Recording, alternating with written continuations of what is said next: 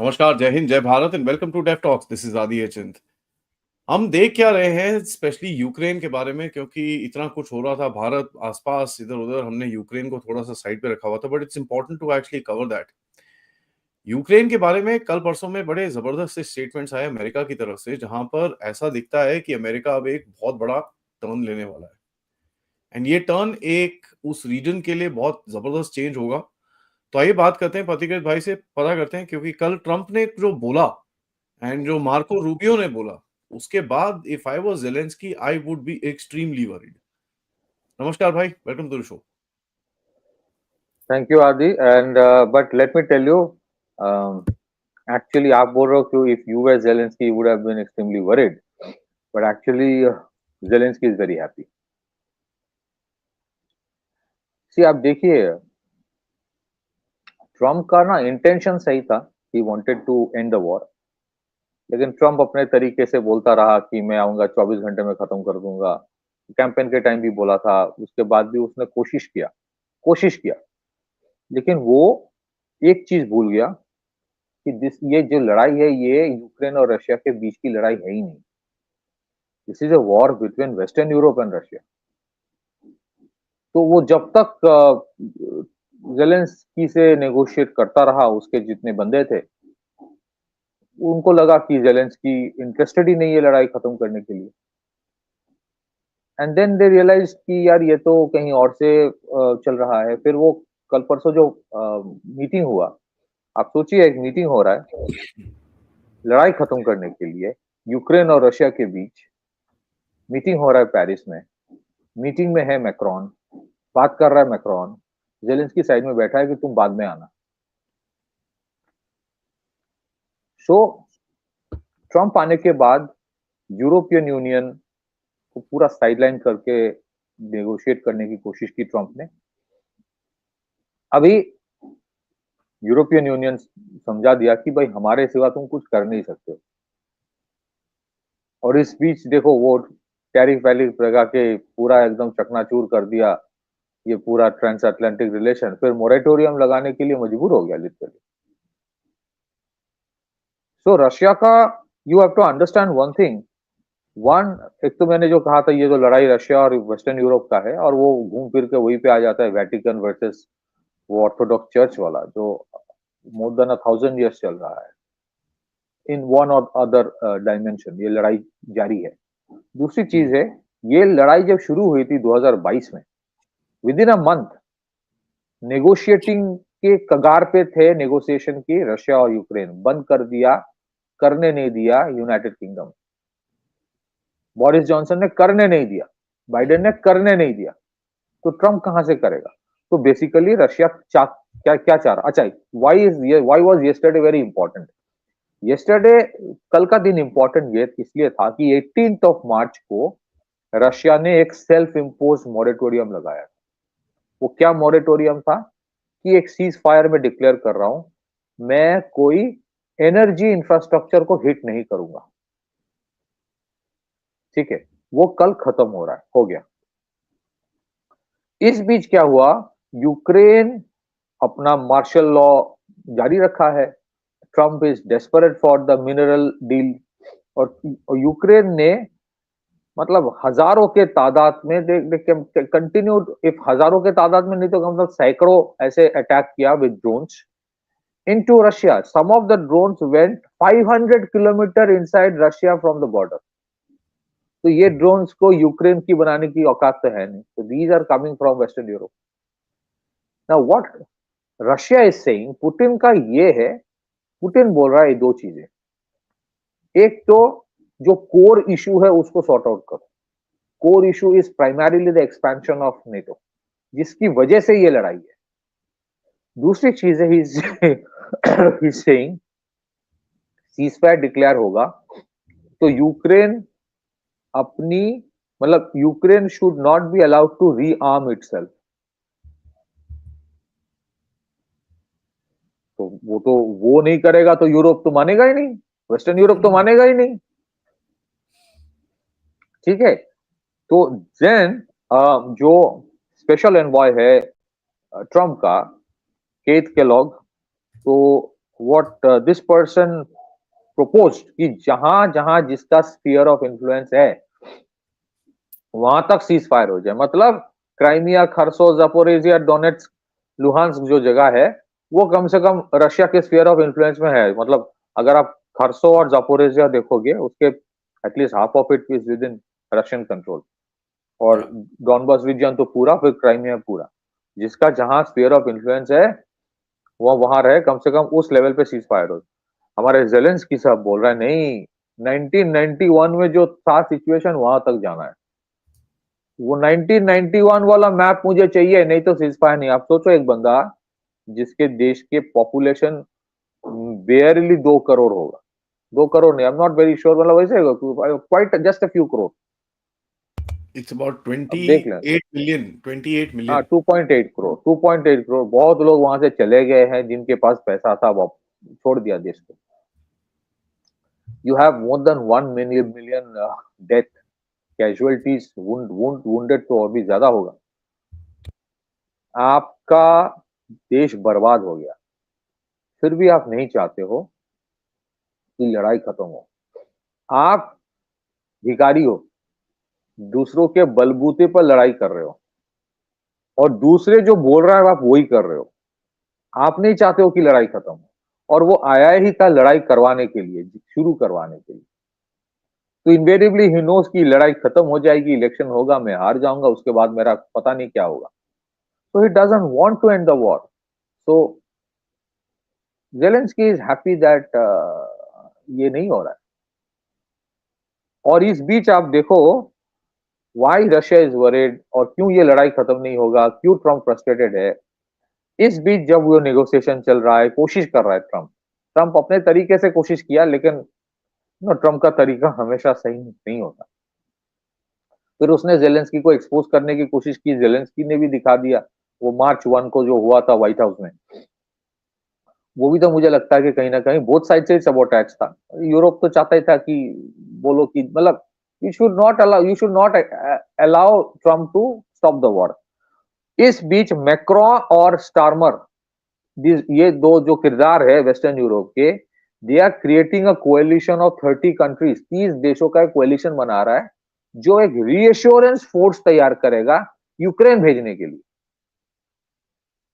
Cease fire हुआ, ये पूरा वहां पे गया। It is almost like a de facto NATO officially going in Ukraine. तो फिर भाई सीज फायर क्या हुआ? तब तो फिर कभी कभी ना कभी किसी ना किसी प्रिटेक्स्ट में they'll start the war all over again.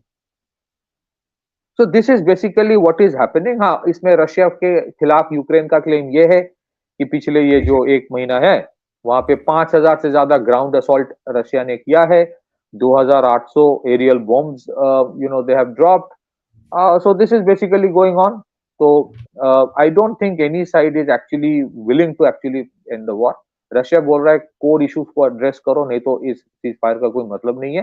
और यूरोप चाहता ही नहीं कि लड़ाई खत्म हो। बेसिकली वो लेफ्ट वोक जो सरकारें हैं, they don't want Russia. Trump as it is desperate था, इम्पेशेंट भी है, वो बोला मैं छोड़ छाड़ के जा रहा हूँ।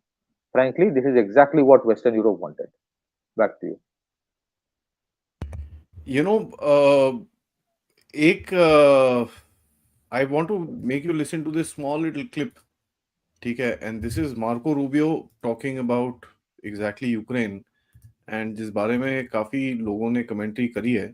You can just listen to this, and it's very interesting. I thought we had positive meetings yesterday. This is important, but there are a lot of other really important things going on that deserve just as much, if not more, attention. So if they're serious about peace, either side or both, we want to help. If it's not going to happen, then we're just going to move on. You know, Hey, it's very interesting. that's very interesting. Now that basically tells you कि भाई कहीं ना कहीं these guys are going to give up or just say यार boss, we are not doing this anymore, बाद में जाओ। हाँ Now, हाँ, आपने सही कहा जी।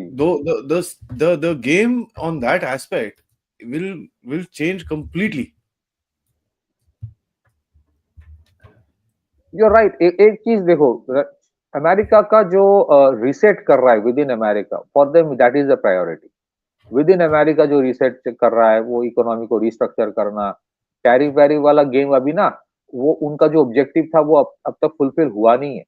सो दे आर वेरी वरीड, उसके ऊपर उनको ध्यान वहीं वहीं पे है, अगर रीसेट करना है अल्टीमेटली चाइना उनका अल्टीमेट ऑब्जेक्टिव हो सकता है कि चाइना के ऊपर कुछ करेंगे कि नहीं करेंगे मुझे पता नहीं, but I think they want to weaken China, वो एक प्रायोरिटी है। दे वांट कि पूरे अमेरिका एकदम हब बन जाए मैन्युफैक्चरिंग का, होगा कि नहीं होगा मुझे पता नहीं। They are desperate for a mineral deal, वो चाहते हैं कि मैन्युफैक्चरिंग एकदम नई तरह से अमेरिका में शुरू हो, वो चाहता है कि पूरा वो जो लेफ्ट लिबरल कबाल है उसको खत्म करूं, दैट इज अ प्रायोरिटी। उनका ऑब्जेक्टिव, उनको उनका जो व्यू पॉइंट है वो ये है कि भाई मैंने कोशिश किया कि यूरोपियन जो लड़ाई की कगार पे है कि पूरा वेस्ट, पूरा पैन यूरोपियन लड़ाई हो जाएगा वेस्ट वर्सेस ईस्ट के बीच में, मैं कोशिश कर रहा हूं कि ये ना हो। मैं कोशिश कर रहा हूं कि यूक्रेन वॉर जो है it doesn't spill over to a massive European war. लेकिन अगर आप लोग इंटरेस्टेड नहीं हो तो बाढ़ में जाओ, तुम लड़ो, तुम मरो, दैट इज द माइंडसेट। तो उसके बाद क्या होगा, अगर जैसे मैं हमेशा बोलता हूं first and second world war दोनों ही यूरोपियन वॉर था, ये तो अमेरिका घुस गया और अमेरिका की इंटरेस्ट था। तो I think the European calculation this time is also this, मतलब ब्रसल्स का कैलकुलेशन कि एक बार लड़ाई अगर पूरी तरह से शुरू हो जाए ना तो America can't afford to stay away. अभी भी देखोगे ना, अभी देखो ये जो लड़ाई अमेरिका यूक्रेन में हो रहा है, the biggest amount of military add तो रशिया अमेरिका से आया था, ऑलमोस्ट $70 बिलियन। और जिस तरह के हथियार इन लोगों ने दिया है, जिस तरह के हथियार, मैं थोड़ा पढ़ देता हूँ यार, these are not weapon systems which are defensive. मतलब बेसिकली आपने ऐसे हथियार देकर रखा है यूक्रेन को ताकि भाई तुम लड़ो और पूरी तरह से रशिया को बर्बाद करो। तो it was not a defensive. हाँ, कोई बोल सकता है कि क्यों क्यों क्यों तो रशिया ने अटैक किया, भाई वो सेटअप था, ऐसे माहौल तैयार करो कि रशिया अटैक करे और एक्सपैंड करके करके आप you reach their backyard. America वही करता अगर रशिया कनाडा में अपना बेस बनाता। सो बेसिकली आप देखोगे वो ATACMS जो है is basically like a ballistic tactical ballistic missile दिया। फिर वो हिमार जो है artillery rockets M777 how it's just scalp missile जो इंडिया लिया था रशिया रफाल के साथ जो आया था, 250 किलोमीटर रेंज है। आपने हंड्रेड्स ऑफ टैंक्स दिया, चाहे वो चैलेंजर हो, लियोपार्ड हो, M1 एब्रम्स हो। फिर आपने hundreds of drone, thousands of drone दिया। फिर उसके बाद आपने 65 to 70 F-16 दिया। This is almost like rearming a country जिसके पास, मतलब it's not defensive any more. So you want this war to continue. You actually want this war to continue. तो Yeah. कोशिश किया पर नहीं हुआ।